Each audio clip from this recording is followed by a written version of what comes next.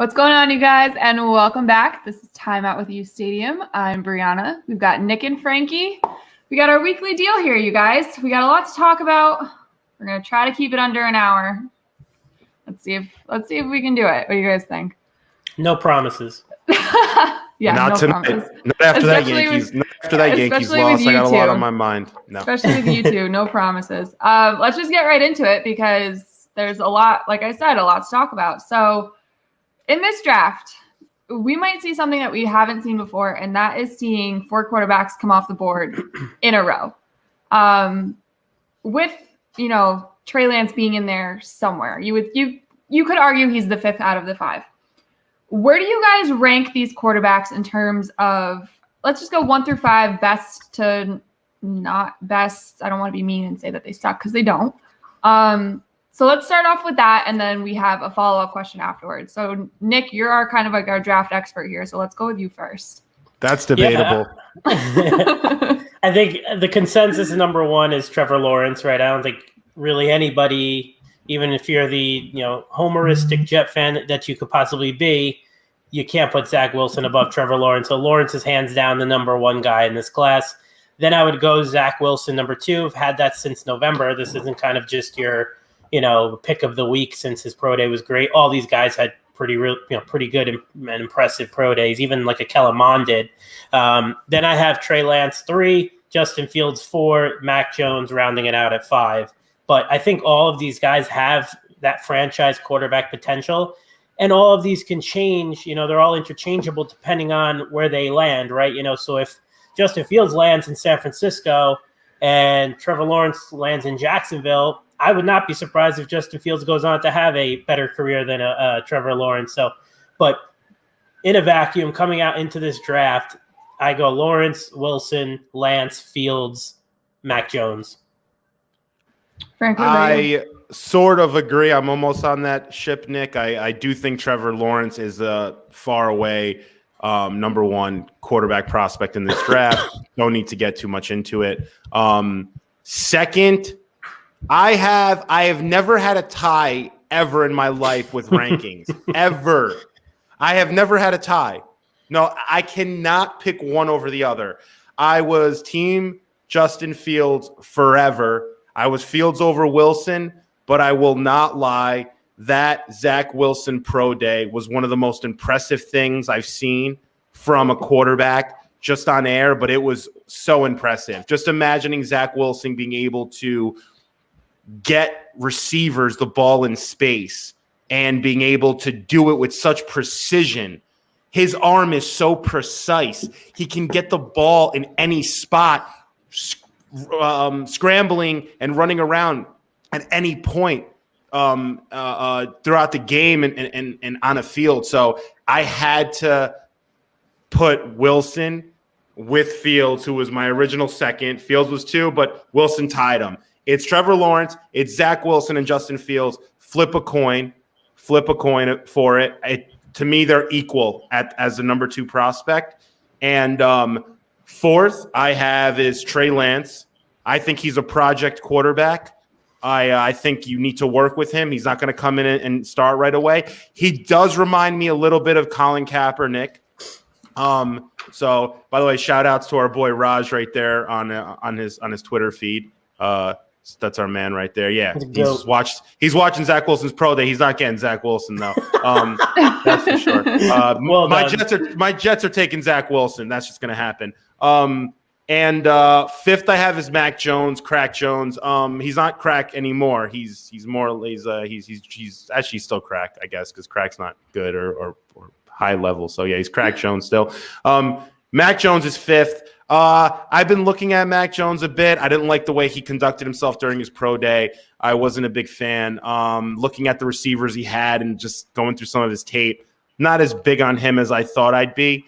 So yeah, 1, I have Trevor Lawrence. 2, I have a tie between Justin Fields and Zach Wilson. Literally, I cannot pick one or the other. I just can't. I want to so bad, I can't. Gun to your head right now. Who is it? Gun to my head, it's Jets are going to get Zach Wilson. I would still take Justin Fields. Okay. I like the total package. That 4.4 speed, Nick, with his arm and his intangibles and size, you can't make it up. And he has it all. So I'm still worried about Zach Wilson's character in terms of playing in the NFL in a big market, all the lights on you, having the pressure of a franchise that struggled, not having an elite cast around him. I'm a little worried about some of the weight on his shoulders. I'm not worried about Justin Fields in that regard. So gun to my head, I'm taking Fields. But if we take Zach Wilson, I'm happy also, to be honest. I am. And then 4, I'm going Trey Lance, project, like the skills and all. And 5, I'm going Mac Jones. I think he's similar to a lot of the old Alabama quarterbacks that were used to coming out and just not making it. So he's a little better than they are. I will give him that, but I'm not sold yet. And those other guys are incredible. So Trey, Justin, Zach, and Trevor. I mean, I think this is the best quarterback class I've ever scouted or seen. Frankie took the words like kind of right out of my mouth. That's my lineup. It's going to be Trevor and then Zach Wilson, Justin Fields are like 2A, 2B for me. I would flip-flop Trey Lance and Mac Jones just because I like the fact that Mac Jones has basically played on the 33rd NFL team. Basically, that's what Alabama is. I know Alabama quarterbacks come out and they don't do anything like Ohio Frankie State too, though. So, but Ohio State too. Hold them to that. Which is why I'm looking at the top 2. I'm looking at Trevor and Zach Wilson, and I'm saying, okay, these are the set guys. And when I looked at the mock draft that we have that we're going to talk about in a little bit, I was surprised to see the first 4 quarterbacks all in a row because I feel like you're dead set on the first 2, and then it's a toss-up between the last 3. Yeah, I mean, we can throw the mock up there, whenever you feel like it. But, I think what the Mac Jones, where the differentiator is with like a Mac Jones and former Alabama quarterbacks were, a lot of those guys were kind of like game managers, weren't asked to really do too much, weren't asked to push the envelope a little bit. But Mac Jones did. He got the ball down the field to these, crazy explosive receivers.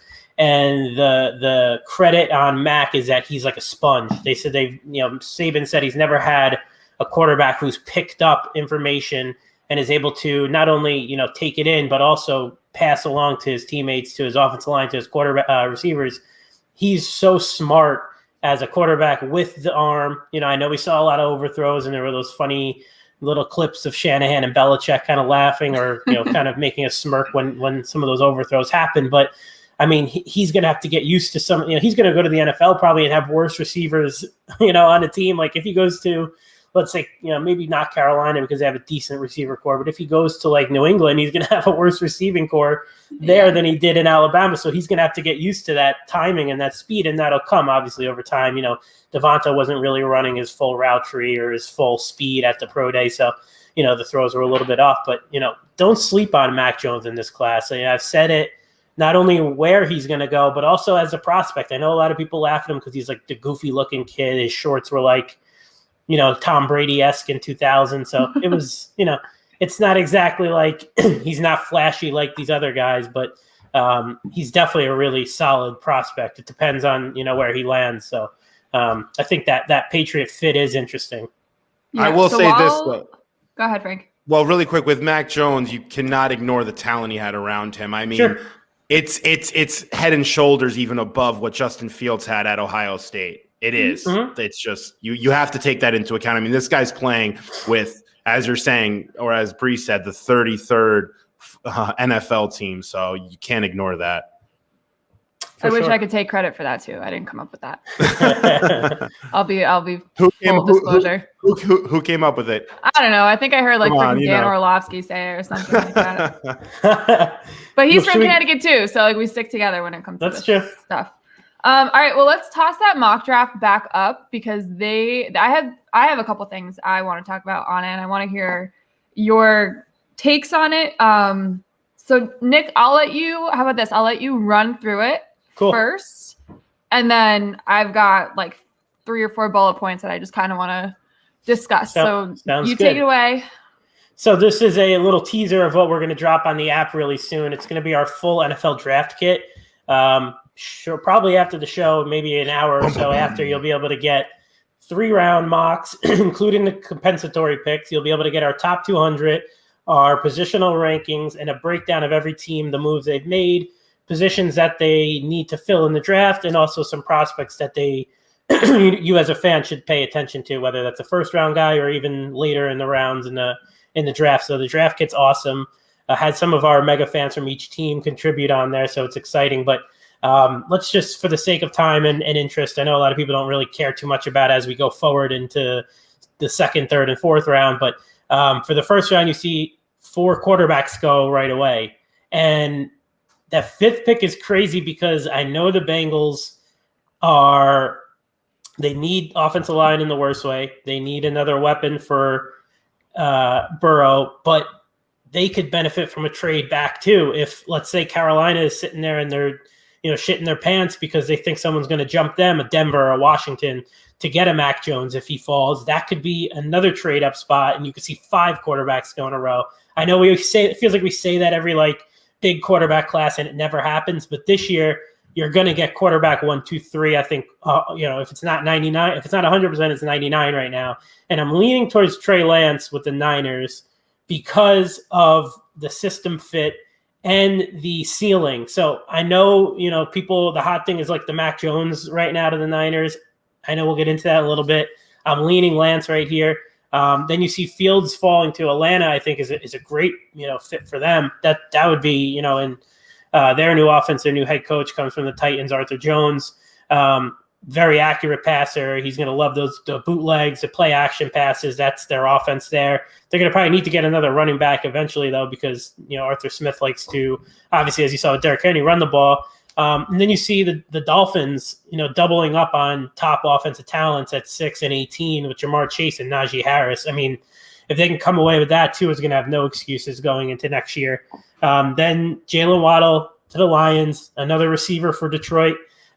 Feels like they're drafting top receivers every other year. They would so take Jalen Waddle there. Yeah, right? It's not going to pan out going there at 7. That would be a disaster pick, by the way. That would be utterly disastrous if they do that. I think the Lions, a sleeper, have the shoe-in for a number 1 pick next year. I think that roster was gutted this year. It's a terrible team.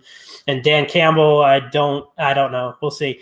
Then I got Matt going to the Panthers. They love him. They loved him at the Senior Bowl. Even the owner who wants this big quarterback flashy move. I don't think Mac Jones is flashy, so to say, but I think you could put him with Joe Brady, solid receivers, Christian McCaffrey. He's going to have the talent around him, so he won't go from the 33rd team in the NFL, like Bree says, to a receiving core that's empty. At least he'll have some guys there. Then the number 2 prospect in our top 200, Kyle Pitts, falls all the way to Denver at 9 just because of the run on quarterbacks. If the Dolphins don't grab Pitts at 6, I think he slips a little bit there. Obviously, the Lions already took Hawkinson. I don't think they would do that. I do too. That's good. And obviously, whether it's Darnold, if they trade for him, or if it's Drew Lock, they're going to need somebody to throw, obviously Judy, Sutton. So they have some nice pieces there. I have an interesting pick for Denver in the second round too, a little teaser that's going to make that offense even more flashy. And then you have Noah Fan too with him. That would be nice. Yeah. The double tight end thing is going to become something that you'll see in the future. And Kyle Pitts, by the way, he's going to become this flex tight end hybrid who's going to be able to play wide receiver. And that was the first thing when I put on Kyle Pitts tape about a month ago. I go, this guy looks like a wide receiver. He does not look like a tight end, doesn't even really move much like a tight end, which makes me think, how much is he going to really line up at the traditional tight end position? He may be playing a flex wide receiver position more than people think, honestly. Yeah, I can see that. And we were talking about in the pre-show his wingspan. I haven't seen anybody with the catch radius and wingspan since Julio Jones, whatever. What year was that he was drafted? I don't even know anymore. I only saw wing radius like that when I would throw Nick a wedge from Cutlets and Call. I'd be like, "Oh, Nick, here's what Nick's doing." Nick's all letting that thing drop. Pitts is a freak, though. I mean, I'm really interested to see where he ends up because he's got I know people are drooling over him, and he is our second ranked prospect, but he can be scary good in this league. He's where this league is going.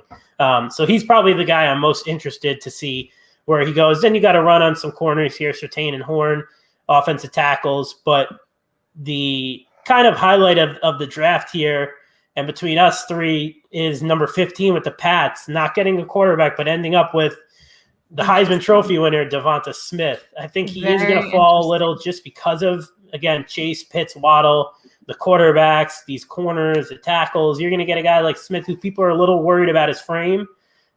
You fall to 15. Belichick loves, hitting up the Alabama tree, and Devonta Smith is a Belichick player, smart, heady, hardcore football guy. I think he makes so much sense for them. So I have a little talking point on this. I first and foremost, I need people to stop saying that the Pats are going to trade up for a quarterback. Okay, I need that to stop. Yeah, that's got to stop. Nice timing. You look and you see, and we're going to talk about this later. You look and you see what Miami got in return from San Fran, just so San Fran can move up 9 spots. So you're telling me the Pats are going to trade up from 15 to, let's say, 4, because 4 with Atlanta is like the big talked about trade right now. You're telling me Bills. Okay, so this is what San Fran gave up in order to move up 9 spots. Okay, they went from 12 to 3. 12. And they also gave up a first and a third in 2022 and a first in 2023. So you're giving up, in total, 3 first-round picks just to move 9 spots. And I get that. Yeah, the Pats aren't going to do that. Your situation in San Fran is very different than the situation here. You still have Jimmy G. And like I said, we're going to talk about that later. The Pats need a quarterback. I like Cam Newton as much as the next person, and I'm putting more faith in him this year because I feel like he got a bad shake last year. I don't think he, is as bad as he showed. I'm going to let him, on a tighter leash this year, but I'm going to let him go until he proves me completely wrong. Then I'll say I was wrong. But the Pats need a quarterback. But Bill isn't stupid. And I don't know why people all of a sudden think that he's going to trade up and lose 3 or 4 first-round picks to move up 11 spots. When has Bill Belichick ever moved up in the first round, let alone up at all? He trades out of the first round. He trades back. He maximizes the value of his picks. He's not trading up for a quarterback. I'm sorry. It's not going to happen. And I think, too, pigs are going to be flying out the window. And I also think, too, if you look at the way things unfolded with Brady, I don't think that after what happened last year that Brady won the Super Bowl and they're spending all this money trying to make things right, I don't think that they're going to go out of their way and spend all this draft capital trying to bring in a quarterback. Yeah. It looks like it's like desperation 101. Like that is when you really look desperate as an organization. And I don't think Kraft and Belichick, as prideful as they are, I don't think they're going to do that. You don't spend all this money in free agency just to put a rookie quarterback back there and say, hey, all right, learn it, do it, take us to the playoffs. That's not how that works. Yeah, so. I agree. I don't think they're going to make the jump from 15 to 4, 5, 6 if it's available. But if a quarterback like a Mac Jones falls, or if it is Justin Fields and they're falling from, 6, 7, 8, 9, they can make a jump up maybe 4 or 5 picks to get a guy if they really have Justin Fields ranked high up there. Like I wouldn't rule that out. If all it's going to take is maybe a second rounder this year and a pick next year, as long as they're not giving up multiple ones. I don't see any situation where Belichick's going to give up multiple first round picks to move up. But if one of those guys fall, I wouldn't be surprised if they do go up and get them. So I agree. If it's something where they're moving up, so let's say like 15 to 11, you would think that would most likely take a 3rd round pick, to 4th round pick, just to move those 3 spots, right? Something like that. 4 spots. A little more. Yeah. I don't think any of these quarterbacks are going to fall to that point. I feel like the only way that would happen is if, let's say, Kyle Pitts is still there. And I don't think that Kyle Pitts is going to be there, nor do I think the Pats are going to take him. They have 5 quarterbacks on the roster right now. Or quarterbacks, like I wish. 5 tight ends on the roster right now. Okay, I feel, and like I know we just said you can move him and he could be a flex receiver. He's like a hybrid kind of guy. I still don't think that that's going to happen. I don't. But let's say one of these Alabama receivers is there. Because as we all know, the receiving core in New England is a disaster. And I'll be the first one to tell you, it's awful. According to them, it's not. They spent all this money on a few receivers. This free agency. They think It's Kendrick awful. Bourne and Nelson Aguilar are going to be the answer there. So I like Kendrick Bourne, the Kendrick Bourne signing, way more than I like the Aguilar signing. Yeah, and I I agree. don't necessarily hate the Aguilar signing. It caught me off guard for sure, because that's not somebody I had on my radar whatsoever. But if one of these Alabama quarterbacks are there at 10, 11, 12, and they moved up for that because they need that help on the outside, sure. Then I can see them doing that in a weird Bill does something strange and trades up whatever. I mean, again, in my lifetime, I haven't seen it in the first round. So yeah, I think it's going to depend on, again, like what happens with these quarterbacks. Because if there's a run on them and you get all 5 of them going within the top 10, you're going to see one of these receivers are going to fall towards 15 because you're going to get these offensive tackles. The league is just desperate for offensive linemen. You're going to get at least 2 of these top 3 cornerbacks to go because it's another position that the league is desperate on. You got a rusher too, a few D linemen up there also. Yeah, There's always it's just a few it's a that go in numbers the top game at that 15. point. So, if teams are worried about Devonta's, frame and whether he's going to hold up his weight, he was a little underweight, which, I don't care too much about, but it's a little red flag for teams that are dying to look for a red flag in order to not draft you. And Belichick won't let that be the reason why he's not going to draft a kid that's a Heisman Trophy winner, can really do it all. Great kid, smart kid. I think it'd be a slam dunk for them to land him at 15. And that's why when I saw that picture of Belichick with John Lynch, Kyle Shanahan, and Josh McDaniels, I made it a point to tweet, it's interesting that both the head coach and the offensive coordinator are at Alabama's pro day, and it's not because of the quarterback. It's one of these receivers for me is going to fall to that 15 spot or that 15 area. And I know the last time they took a receiver in the first round, we know how that's gone. N'Keal Harry he's trade bait right now, supposedly. Yeah, they're going to ship him out. So, He'll which be is, traded I mean, like a day 2. I think which is Washington's fine. a fan. Which is The fine. thing about this draft I'm just not understanding is why a receiver like Jalen Waddle is projected to be drafted in front of Devonta Smith. I don't see how that's possible. Jalen Waddle is 5'10". How many receivers that are in the elite category or are ever in the elite category are 5'10"? You don't see it too often. There's only a few in the league right now that are 5'10" that are making a living being 5'10". Tyreek Hill, Brandon Cooks, but there's not many of them. So Julian I'm Edelman. worried. Put some respect on his name. Julian sir. Edelman doesn't count. Julian Edelman should have a royalty sent to Tom Brady for the rest of his life. It's crazy. I understand the speed, but if he's not getting the ball underneath on a slant, or he's not getting something that allows him the space to take it to the house, he's not a top 10 wide receiver in this draft. I'm not trying to hate on a guy, but you're getting a guy in the top 10. He better be able to run the route tree. He better be able to go up and get it on the goal line when you're on it's a 3rd and goal and you need a touchdown. I mean, Jalen Waddle's not that guy. And you look at receivers, even like Odell Beckham, that made a career off their speed and going underneath and taking it for 6. Those guys, when they get an injury or something happens, something breaks, they're not that fast anymore. They're not the same receiver. I would be so worried about taking a guy like Jalen Waddle that early, and the production's not even there. Look at his numbers at Alabama. Last year, only had 800. But granted, it was a shortened season. But he's never had a season where he's had 1,000 yards and 10 touchdowns. He's not that receiver. So you're going to get a guy in the top 10 because he has speed. Look how that's worked out for teams in the past that end up taking guys like quick off the line of scrimmage. Tracks the ball really well, can get down the field. He has that explosive playmaking ability. So I think it's, besides for the lack of height, you can't do anything about that. He is 5'10". It's not like he's 5'8". But, it's the separation off the line. He's got that burst, that quick acceleration. I mean, he's a total package at receiver besides for the height, obviously. Nick, look what happened with Tavon Austin, though. I feel like we're arguing Tavon Austin. Yeah, he's a different game. Now, he's got a different game than Tavon.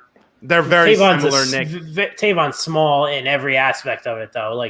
And he didn't have the complete skill set that Waddle had. Waddle plays and runs all the routes. It's not like he's just a track speed guy. Get him the ball and hopefully just burns somebody and beats the corner. He beats with skill set. He beats. He's good with his hands off the line. He tracks it really well. It's not like he's not a fluky, gimmicky player. So, I mean, I wouldn't take him before I'd take Jamar Chase or Kyle Pitts, that's for sure.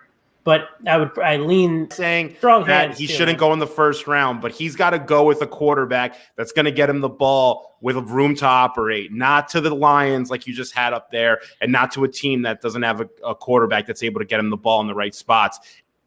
Jalen Waddles, it'll ruin his career. Yeah, if he falls, I would love for the Jets to trade up from 23 to get him. No, I'm not a fan.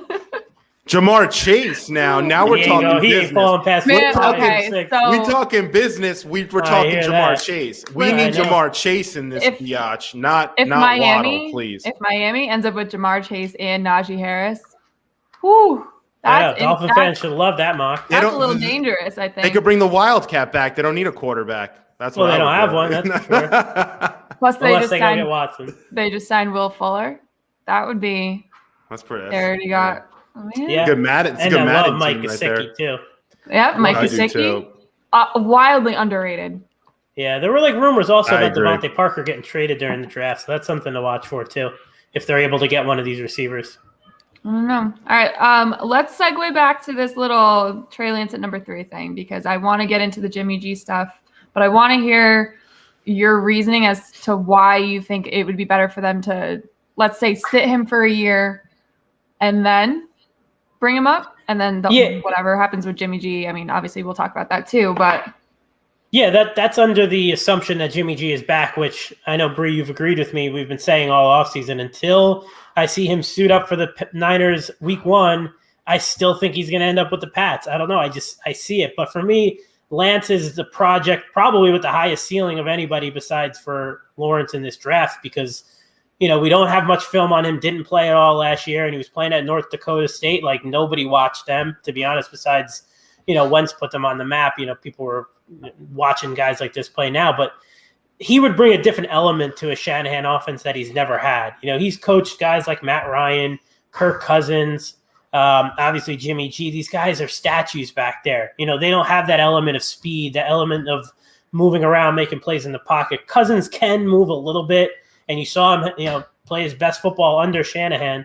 But I think when you take, a guy like Lance, and if you sit him behind Jimmy, kind of like what Mahomes did with a good team, it's not like you're letting him sit behind with a bad team and come in and play with a bad roster. He's playing with a good team. He's going to come on, get these reps in practice with players like George Kittle, Brandon Ayuk, Deebo Samuel. Like, that's a good group of receivers. So he's going to get those reps in practice and throughout the week, and then he'll be ready to come in 2 years, and this guy might light the league on fire. A guy like Mac Jones, you're limited a little bit with the ceiling, and I know people are trying to compare like the Mac Jones to the guys he's had, like I was mentioning, Jimmy G, Cousins. They fit that. That's where I'm coming from. He fits that mold. Yeah, but Mac Jones is a little bit more, athletic than those guys are. He's kind of up there with Cousins. He's a little more athletic than Cousins, but he fits that mold a little bit more. But I think that he sees where the limit is with these guys. Obviously Garoppolo got him to the Super Bowl, but he saw what Mahomes did because he can move around. I think he wants to go a little bit above and beyond, and a guy like Lance does that for him. The thing with Lance, though, that I'm scared about is a few things. One, out of his 15 or so starts, he's only thrown for 200 yards 3 times and only over 300 yards once in his entire college career. The body of work is there. The arm strength, the accuracy too. You saw in his pro day, he's hitting guys on the sideline with pinpoint accuracy. But the production isn't there in terms of him being able to run a pro-style offense and doing it at an NFL level where you're literally expected every game to throw for 300-plus yards. So he's a project to me. Yeah. I don't think Shanahan wants a project. I think Shanahan knows we were in the Super Bowl 2 years ago. We got screwed with injuries last year. We need somebody that can come and deliver and play off our running game, which is elite, and get us back to the Super Bowl. That's what he's looking at. Lance is going to take a few years. He reminds me of Colin Kaepernick. He really does in a lot of ways. He moves like Kaepernick. Kaepernick might have had a better arm in terms of arm strength, but I think Lance has a little better accuracy. But overall body of work, he does remind me of Kaepernick. Maybe he will go to the 49ers. The body and the release too. But the body and the release, the way they move, I would not I would not be surprised if they took Trey Lance, but I would be surprised if Trey Lance ends up going to a situation like the Jets, which some fans have said that they're expecting Trey Lance to go second to the Jets. That would be so surprising. There's no shot. You have Zach Wilson there as the Jets, and there's been murmurs that they like Justin Fields. The Jets are not taking Trey Lance second. So I know that's been said out there in the Twitter sphere. It's not happening. I'm just saying it right now. The Jets are not taking Trey Lance. That would surprise me. Shanahan getting him? No, wouldn't necessarily, because as Nick was saying, he's giving them something that Shanahan never had, and maybe Shanahan's sick of these quote-unquote sitting duck quarterbacks and wants someone with a little bit more sauce, as I say. Yeah. But I wouldn't be surprised there. But trust me, the Jets are not taking Trey Lance second, so that rumor needs to be squashed. Okay, so we've squashed 2 Twitter rumors. Pats aren't trading up top 10 for a quarterback. Trey Lance isn't going to be a Jet. I mean.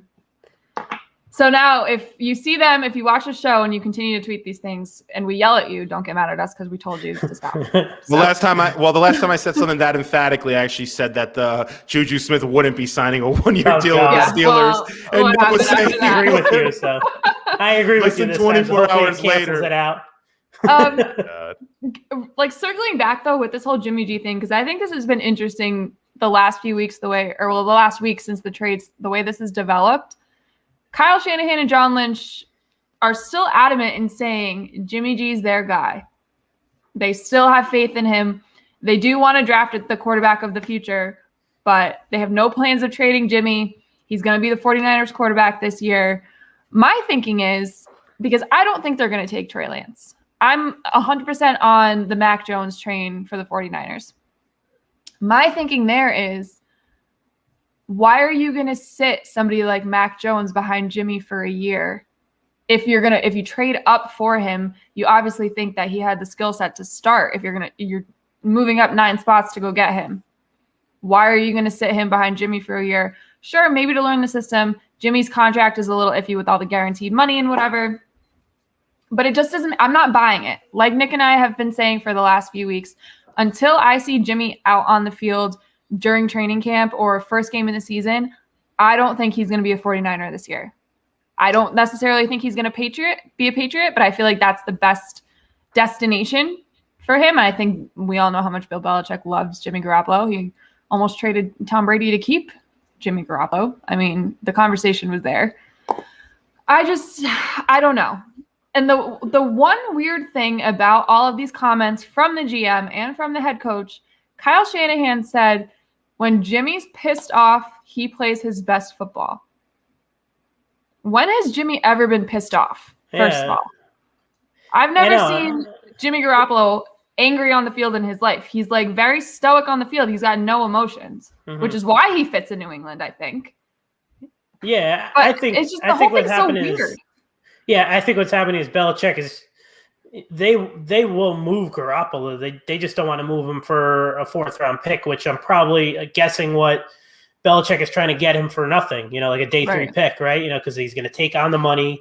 He's going to roll with him and Cam, so they're going to still, going to be paying 2 quarterbacks. I know he'll only really kind of guarantee, I believe, $5 million to Cam, but I think they're trying to get him, nothing. So I think they're trying to get him at their price. And the Niners aren't going to move off of that price. And I don't think there's any other team that really wants a Jimmy G right now unless, let's say, Carolina, doesn't come up with their quarterback in the draft, or Denver, maybe something after the draft where they're trading future picks, and San Fran is still trying to keep the asking price, what they can get back a little bit higher, and that's why they're so pro Jimmy G right now. If they do move Jimmy G, I would probably switch it up, and I wouldn't have Lance going there. I would probably have Justin Fields or Mac Jones, because they would come and play day 1. But with the Jimmy G, I think Lance makes the most sense, because you can sit him, and you can, if you work with this guy and you get him to reach his ultimate ceiling, he's probably got like I said, higher ceiling than any of those other guys. So right now with Jimmy G there, I lean towards Lance. But if by next week the Pats do come and make a trade for him, I probably would change my mock-up, and I'd probably have either Justin Fields or Mac Jones going there. Well, the situation is similar with the 49ers as it is with the Jets. I think when you have a plethora of quarterbacks in this class like we do, and even the Trask kid who's looking to go in the second round and even maybe late one. I mean, you have 5, 6, even 7 quarterbacks that people are and teams are looking at like, wow, like this can be our franchise quarterback. It puts teams like the 49ers and the Jets who are looking to move Darnold at a disadvantage where the asking price has to go down, because why would I go and give you a first round or second round pick for Sam Darnold when I could use that pick, move up 10 spots and take a Trask or even a Mac Jones or someone? So this year kind of, in many ways, it hurt teams like the Jets and 49ers because you can't move a quarterback that could potentially fit somewhere else because of these other options. But at the same time, it allows a team like the Jets and 49ers to ironically draft someone and like the Niners did, move up to get one of these top 4 or 5 quarterbacks. So it's going to be an interesting draft. I think there's going to be some trades and some movement that maybe we're not used to necessarily on draft day happen, where maybe you see a star-studded player get traded, high caliber player moves. I mean, you look at the way the NFL's been running lately, it looks like players have a little bit more control than maybe they used to in the past, a little bit under that sort of NBA sort of model where the player that if they don't want to stay, they want to move, they get their wishes now. So you're going to see something, I think, over the next month or so, maybe post-draft also, where a player moves a quarterback with the carousel. And we still have Desean Watson who's out there. We didn't even mention him yet. I mean, he's technically, is he still available? I don't know. Does anybody know? I mean, Desean Watson, who knows? Now there's another case that's coming up. It seems like there's a new case every 6 hours or so. So what's his availability? No one's really discussing that. And that's another factor in this whole equation. So Watson could get traded any day. It's something where it could happen by Monday. Like he could realistically be traded Sunday or Monday, and I wouldn't be surprised. Like teams are still talking with them. There's a few teams that are definitely still in on him. Miami and the Panthers are 100% still in on him. The Jets aren't, so you can end that dream. But, you know, you could see. Okay, so that's 3. I'm keeping count. That's 3. I mean, the 49ers are out now. Obviously, they traded the farm. You could have a team like the Eagles, you know, possibly get in there. But, you know, what I was told is that it came from above that they want to see what Jalen Hurts has this year. So that's a reason why they moved back to get out of that. Were you praying last night? Did God talk to you last night? That's good. So it came from above. I've never heard that. It came from ownership. Ownership wants to see Jalen Hurts play next year and see what they have.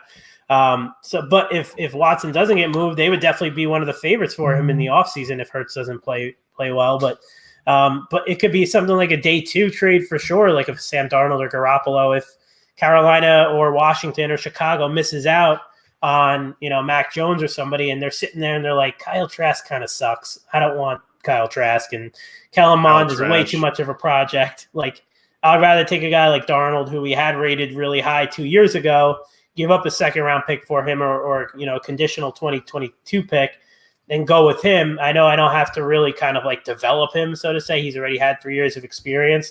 And that craziness happens after the first round. Like day 2 comes, you reset your board, you sleep on it, and then teams who miss out on their quarterback in the first round, if you see all those guys go, there's going to be 3 or 4 teams that are looking for a quarterback in this draft and don't end up getting one. And that's where a power move happens from a team like the Jets or the 49ers, where they can come in and get that day 2 pick. I want to see the Carolina Panthers get a really good quarterback in there because DJ Moore and Robbie Anderson with Christian McCaffrey out of the backfield. I mean, talk about a dangerous offense. You're going to have one of the top offenses, you know, in the NFC for sure, honestly. I mean, if you get a quality quarterback. Another team that's interesting that no one's really talking about that I think is ready to say, like, we need to do something, like we've been like sort of on the cusp for a long time, is the Minnesota Vikings. You have Adam Thielen, you have Justin Jefferson. You have Dalvin Cook. You get a quarterback in there, and Kirk Cousins, I don't think is the answer for them. He's not. So maybe the Vikings do something in this draft. You never know. I mean, teams that have prolific pieces like the Panthers, the Vikings, you might see one of these teams jump up early in the draft and go to 5 to 7 and try to get a Mac Jones or a Trey Lance. Yeah, the only problem with Kirk, though, is his contract was just guaranteed on the 5th day of the year. He's I think $35 million. So stealing money from them. It's insane. Ridiculous. It's almost impossible to move on from him. But I don't think he's like the future there. I think probably if not next year, the year after that, they'll be looking for somebody. And they gotta. I don't know if Thielen will still be there at that point, but you'll have a Justin Jefferson and Dalvin Cook. Like, that's a great group of guys there. But you know what happens in the NFL, Nick, when you have money tied up sometimes, like when the Bears had money tied up with Glennon, Eagles had money tied up with Wentz, you go to your next best option. You don't have another year. He'll be here this year. He'll be here this year in 2021, but I don't think Kirk Cousins is going to. I don't know. I don't think Cousins is going to finish out the year. I don't think so. I don't think he's going to finish out the year. All I know is that if I was the GM of the Patriots, I would call up John Lynch and say, hey, here's N'Keal Harry and Jarrett Stidham. Give me freaking Jimmy back. You want Jimmy back, huh? You're not going to let this go. At this point, at this point, here's my line of thinking is that if it's Cam, I'm okay with it because, like I said, I still think he's better than what he showed last year. He's going to have better tools around him. The offensive line, I know losing Joe Thuney is a big thing, but getting Trent Brown, huge. I think the offense itself is going to be better. Keeping David Andrews, massive. Like, I don't care what anybody says. I think he's the best center in the league. People can argue with me on that. I don't care. Breeze has an Andrews pillow, don't you, Bree? I hear you have a David Andrews, but yeah, I do. Yeah, I love that guy. He's a freaking riot. If it's Cam, I'm cool with it. I don't think they're going to draft a quarterback, and if they do, it's not going to be one of the ones that you're going to see going top 5. I'm repeating myself here. Kyle Trask in the 2nd round, interesting. Yeah. I don't think Jarrett Stidham is the guy. I don't think he's the guy to be a backup. Definitely don't think he's the guy to be a starter. He'll be cut in the summer. I think he sucks. Yeah. I think he sucks. And if a team, a bottom of the barrel team is looking for a backup quarterback, hit my line because I will work as his agent and say, hey, yeah, give me whatever you want and you can have them. You can give me a box of Girl Scout cookies. I just finished this one. You can give me a box of Girl Scout cookies and you can take Jarrett Stidham away. Where are they, Bree? Bree, where are they? I know they're close by. There we go. Yes, the best ones.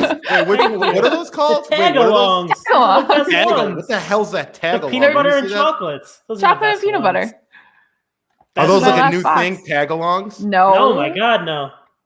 They didn't have tag-alongs when we were younger. They had tag. They always telling me. Those are the ones I always had. I remember Samoas. I remember Samoas are great. Thin mints are great. Thin mints are great. Tag-alongs. Yeah, man. Weird names. Some creepy names on those Girl Scout cookies. One of my girlfriends sent me the link for it's one of the Girl Scout troops in New York City that is all the girls are either homeless or in shelters or things like that. And I had a couple of glasses of wine when she sent the link, and I was like, Bought too many of them? I bought like 12 boxes. Wow. Freaking. That's nice of you talking about homeless women, and then you're sitting there drinking a glass of red wine. It goes to a good cause, though. If I can help those girls, I'll eat all the cookies I have to. You know what? I'm losing faith. And I mean, that's actually nice of you to buy something and promote charity, but I'm starting to lose faith in humanity. People just out here in the city just watching crimes happen and don't step in. Come on, people. Wake up. You see a crime, we need stop another it. show for this. I'll go on all day. Oh my Lord. Well, what's going on in humanity these days? We need some real women and women out there. Come on, what's going on? Grow up. Anybody's ass if I want someone to call in too. Let's get some people to call in. Yeah. Let's stop talking about Girl Scout cookies. You guys, we got this done pretty quick today. I know. We got all our topics in 45 minutes. Now we have time for you guys to call in. Yeah, you got questions. You guys can call in. You can drop your questions in the comments. Shoot the questions now. I just want to get into something really quickly. I have to get this all. I have to get this today, off my Frank. chest. Baseball season opened up, and my dumb ass was all excited about the New York Yankees and their path to winning a World Series. I was convinced this is the year, like I was convinced last year, the year before, we're going to do it again. We're going to get to that number 30, which is in all of our Yankee fans' mind. We're getting a 30 World Series at some point very soon. Now, today, the lineup comes out, and we're batting DJ 1, okay. We're batting Judge 2, which I've been saying Judge should be batting 3 for years, but I'm a football fan and a basketball guy, so the baseball heads, they think I don't know what I'm talking about. So, all right, cool. Let Judge bat 2. Third is Aaron Hicks. Aaron Hicks is batting 3rd. You're batting 9th. What is going on with the Yankees lineup? What the hell is going on? It's simple. You bat DJ 1 every day. You bat Gleyber Torres 2 every day, and stop putting Gleyber as shortstop because he is, first of all, not a shortstop. And mentally, when he goes onto the field, he's thinking about, or to the stadium, he's thinking about playing shortstop and the fact that he sucks at it, and it's affecting his hitting, and it's affecting his mind. So put him back to second or DH him some days if you have to. He's too good of a hitter to be playing shortstop. Bat him 2, bat Aaron Judge 3, and then bat whoever you want 4th. Bat Luke Vaught 4th, bat Stanton 4th, bat anyone else 4th, bat Urshela 4th. I don't give a crap. But this is ridiculous what's going on with the Yankees, and this is all coming from Brian Cashman. It's all coming from him, and Boone doesn't have a pair. He doesn't have a pair. So I don't know. 2 pairs would be way. Nick has 2 pairs. That's a little weird. Now we're getting personal. No. He doesn't have a pair on him to be able to talk to Brian Cashman and say, listen, this lineup is ridiculous because, Hicks is Cashman's guy, so you have to bat him. Hicks sucks. Enough of this guy. Has Hicks ever had a 2-week stretch where he's been like this phenomenal hitter? Should be batting 9th. He gets on base. You got to move. Have to move my boy Clint Frazier out. He puts the bat in the ball. He's got to be hitting higher in that lineup. In my opinion, I like Judge is the most overrated. Oh boy, that is beyond crazy, man. That's almost as crazy as your YouTube name. That is not the case, brother. You will see. Give Aaron Judge some time. I know we've been giving him too much time, but my God, it's been like Aaron 5 years. He's almost 45 years old, isn't he? Jesus. Don't hate on Aaron. Hey, how are we going to bury the lead about Francisco Lindor's contract? I mean, baseball contracts are out of the worst contract in MLB history. You're talking, dude. All these contracts suck. Anybody you give more than like 5 years to, you're going to regret it. But that's the way it goes. Yes, the worst contract is by far Chris Davis with the Orioles. You're right, Splash. But I mean, the Mets. The Mets move goes beyond just like on the field. It's more of like a mindset. The Mets have had this like minor league second team in town mindset when Cohen comes in, makes a move for Lindor, and then shows you're going to go out and pay him and do whatever it takes. It changes that loser mentality that the Mets have had forever, and it says, all right, this team, we're here to compete. We're not just here to go on a fluky run with the best pitcher in baseball by far. And hopefully he carries us there. No, you go out and you get one of the best players in baseball, put him behind a Conforto, an Alonso, a McNeil. Now you have a formidable lineup and a 10-year, $341 highest paid shortstop, 3rd highest paid ever. I love it. I thought it was great. I wasn't even worried about it. I was talking to a few of my buddies who were texting me like all nervous about it. I'm like, when you got a guy with an ego as big as Steve Cohen, there's no way he's going to let this not get done. So credit to him, credit to the Mets. And we don't give the Mets credit often because they don't deserve it. But I'm actually proud to wear it today, even though the Nationals went and messed around and brought COVID back to baseball. They should have had to forfeit today and Friday's game, in my opinion. But that's for another day. So with the Red Sox getting rained out today. I know, both of our teams. I know, it sucks. I have a feeling the Red Sox might be pretty good this year, Brie. I'm pretty scared about that. A great spring. Sneaky good. I was forced to watch the Yankees today just to get my baseball fixed. And when I tell you, watching Aaron Judge strike out, I dislike Stanton way more than I dislike Judge. So do I. Did you see? I call him Mike. I don't even call him Giancarlo. I call him Mike. How many hits did DJ LeMahieu, Hicks, and Stan have today? How many? Did LeMahieu go 0 for 4 today too?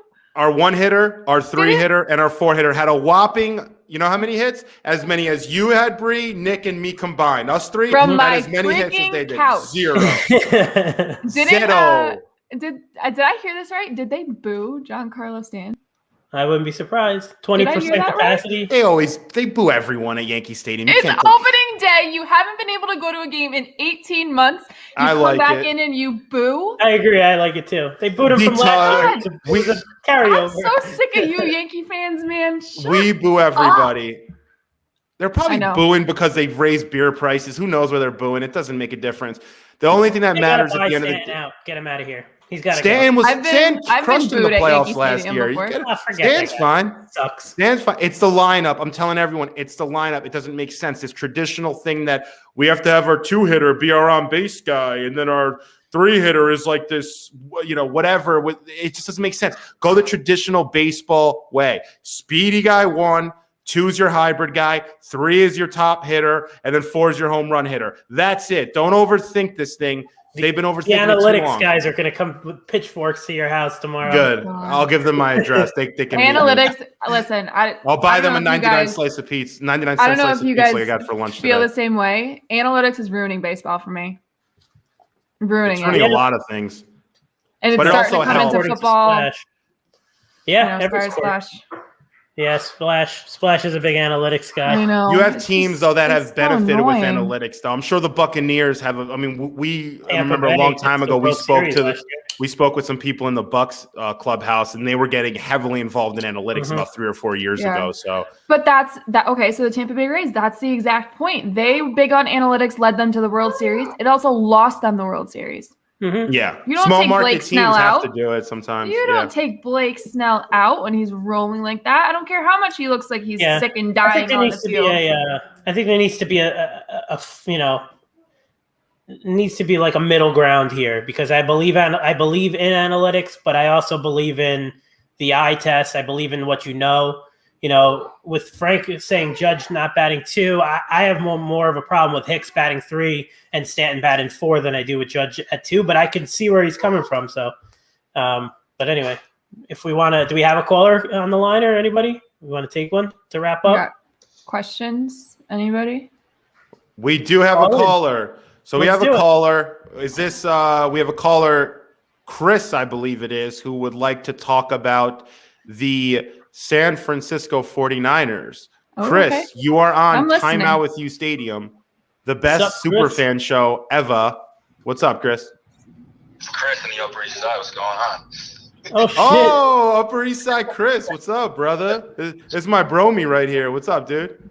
First of all, the fact that I'm not cracking a beer and watching DeGrom pitch right now is absolutely Terrible. insane. Terrible. You're paid. It's, They should forfeit, dude. Should be 1-0. just let the boys play. Let the boys play. All right, question. I got a few comments about the Niners. I think if they take Mac Jones or this guy Lance, that is just the dumbest thing I've ever seen.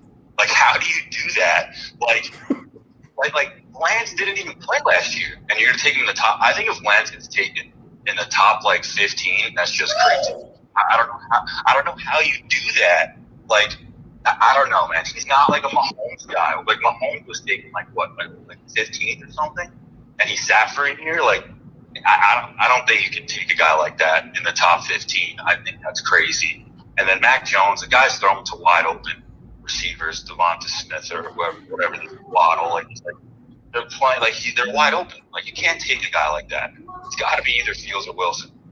And then, like, my question though is, hey, you think that they prefer one of those two guys, like number one, and then number two, really like, let's just say Fields, and then the Jets take Fields. Yeah, I'm sure they'll take Wilson and be okay with it, but like, you just gave up a haul for a guy that you like really want, and like you don't even get him. Like what do you do if like something like that happens? You know? Yeah, it's a good point. That's a great point. I mean, and Chris, thanks for calling in, brother. But yeah, no, that's a great point. It's something that even when the Jets did this and they traded up to 3 and we ended up with Darnold, nobody knew. You didn't know. What if Darnold went first and then we had to take Baker? I mean, nobody knows really. I think the 49ers, what I can say is they have a couple guys. They have a couple quarterbacks that they like. Maybe it's Wilson Lance, maybe it's Fields Lance. Nobody really knows. It seems to be that they do like Zach Wilson a lot, but he's going to go 2, and then they probably have a concession, their third quarterback ranked. So they probably have a quarterback ranking that has 3 guys top heavy, or even 4 maybe. But it's probably 3 because they know it's going to be 3 quarterbacks taken, and they're going to be the third one. So they just go up and make that trade to get that third best. So I think, if the Jets take Wilson, the Niners should take Fields. That is a no-brainer to me. I mean, Fields is, to me, just a better version of Trey Lance. Yeah, I think now, it has to be. I agree. I think, when you do make that move, you clearly are making the move knowing you're going to get one of these guys that you really like, obviously, because if they're sitting there thinking praying that the Jaguars and Jets pass up on if they have 2 guys there, you're not going to make that trade. You're going to wait, and then, you're worried about other teams jumping you, like Carolina, who's picking earlier than you. Carolina offers that same trade. They're taking Carolina's trade because they're picking higher, so they have to have a guy that they like at 3 that they know is going to be there. But I don't necessarily think that they have to have that one, they're dead set on one of these guys yet, because they could still go through the process, take the pro days, finish out your evaluation. Your mind's never going to be really made up at a pro day. At least it shouldn't. A good organization isn't going to really let it, hang a pro day going to be the deciding factor. It could solidify your decision. If the Jets went there, knowing they're going to take Wilson, they talked with him, they saw him throw the ball, the release out of his hand in person, got to go to dinner with him afterwards, or get his physical this week coming up. That solidifies your opinion. It shouldn't say, wow, he made this crazy across the body throw, we have to get this guy. That's what bad organizations do. But the 49ers would definitely have at least 3, probably, like you said, Frank, 4 guys that they feel good about, and then it's just ultimately making that decision on the guy that they're going to go with. But I feel like for whatever reason, nobody's talking about Fields going to San Fran, and watch, that's what's going to happen. Yeah. I think the dominoes are going to start falling in the next couple weeks, and I wouldn't be surprised if we are all wrong on everything that we just talked about. We're going to take Kyle Pitts and have the best tight ends in history. I wouldn't be surprised if we are wrong about literally everything we just talked about. That's the draft for you. That's it. But I think this is one of our better shows. I think we made good points. I think we were nice and quick in what we were trying to do. We took some calls, answered some questions, talked about cookies. I think we did good today. We didn't even plan on the cookie talk, so that was a throw-in. And we talked a lot more baseball. Bree shows up to the pre-show prep. She has crumbs coming out of her mouth. I'm like, literally just shoving cookies in it. What are you eating? She was grabbing something off. She's like, I had a busy work day. I didn't get to actually eat lunch. So once I finished up, I came home and I was like, oh, I have Girl Scout cookies. So I ate half the box before the show. And now I'm going to go make steak. So there we go. So am I. Nice. So I hate you guys. I'm eating 99-cent pizza, saving money in Manhattan. I just moved here, and you guys are making steaks. I had a great 99-cent slice today. It was great because it was 99 cents, but I'll send you a video. Fine. Oh, I'm going to plug the draft kit before we go. It's going to be posted. It'll be posted within the hour or so. Once the show is probably posted too.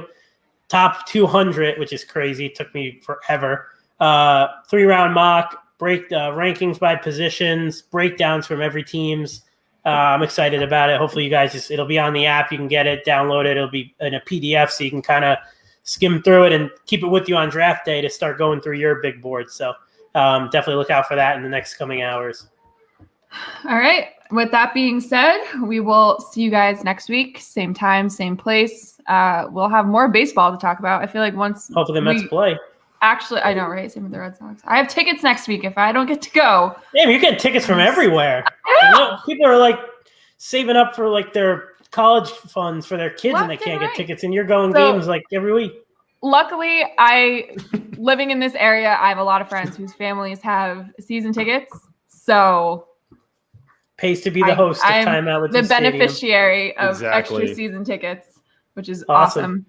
But yeah, so we're going to continue the draft talk next week with the developments that happened this week. We'll talk some more baseball. I don't know. I'm going to try and get Connor Rogers to come on and talk draft next Thursday. So he's the man from Bleacher Report. Perfect. Good friend for a while. So he's got insides on a lot of teams and what they're thinking. So that'll be fun. Awesome. All right. Well, with that being said, you guys, we will see you next week. Same time, same place. Have a good weekend. Happy Easter. Yes. Happy Easter. Timeout.